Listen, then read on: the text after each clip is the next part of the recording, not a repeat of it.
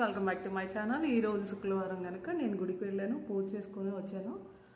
నేను వచ్చి ఇంటికి వచ్చేసేసి మార్నింగ్ నుంచి ఏం తినలేదు కాబట్టి లంచ్ చేస్తున్నాను, ఎందుకంటే ఏమీ తినలేదు.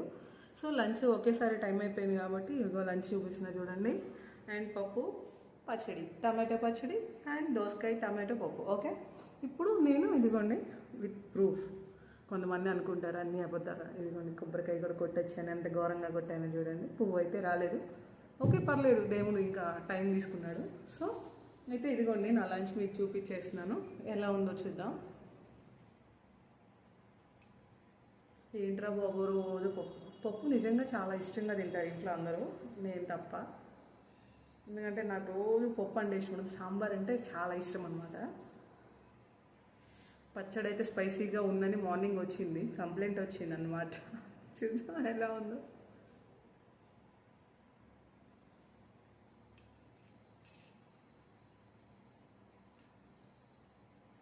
ఫుల్ స్పైసీగా ఉంది.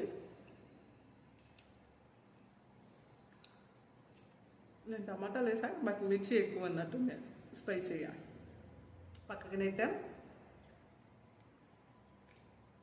పప్పు తీసుకుందాం.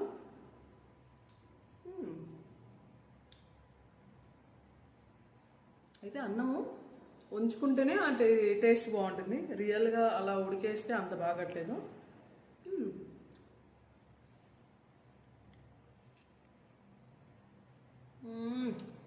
ఉప్పు పచ్చడి సరిపోతుంది. అంతే, మీరేం తిన్నారో నాకు కామెంట్ చేయండి.